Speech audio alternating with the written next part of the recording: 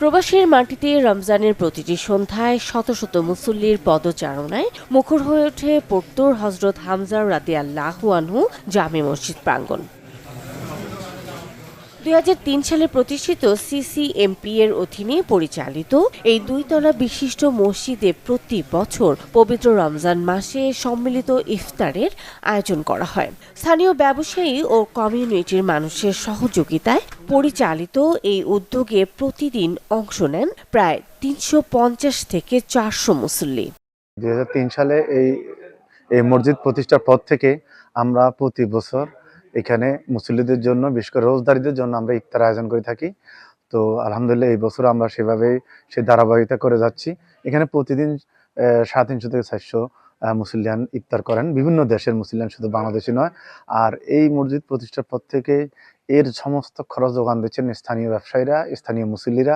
অনেক সময় দেখা যায় ইফতারি করতে বা ইফতার রেডি করতে সময় পান না, সুযোগ পান না, ওনারা এসে এখানে আমাদের সাথে শরীক হয়ে ইফতার করেন। বাংলাদেশি মুসল্লিদের পাশাপাশি পাকিস্তান, ভারত, মরক্কো ও আলজেরিয়া সহ বিভিন্ন দেশের মুসলমানরা এখানে একত্রে ইফতার করেন।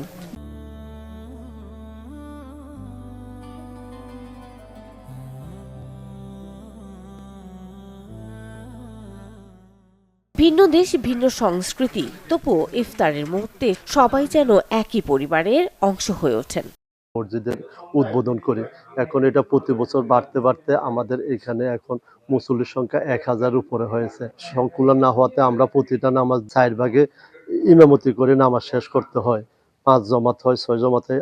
এবার এই বছর ঈদের জামাতও আমাদের ৬-৭টা করার আমাদের প্রস্তুতি সম্পূর্ণ হয়েছে। এখানে প্রতি বছর ৩00-৪০০-৫০০ লোকের ইফতারের ব্যবস্থা করে থাকি। মসজিদ কর্তৃপক্ষ বলছে, এই আয়োজন শুধু ইফতার নয়, প্রবাসে থাকা মুসলমানদের ভ্রাতৃত্ব, সৌহার্দ্য এবং পারস্পরিক সহযোগিতার এক অনন্য উদাহরণ। অনেক দূর থেকে আসছি, বিয়ানাদা কাস্টেলো ডিস্ট্রিক্ট ব্যালেন্সা থেকে আসছি। এখানে আসছি হলো এতেকাফে আর কি। কিন্তু এখানে আসার পরে দেখলাম সুন্দর পরিবেশে বাংলাদেশি মুসলমান কমিউনিটি না, শুধু অন্যান্য মরক্কো, আলজেরিয়ান, ফিলিস্তিন, অনেক দেশের ইয়ারা আসে, ওনারা এখানে ইফতার করেন, নামাজও পড়েন।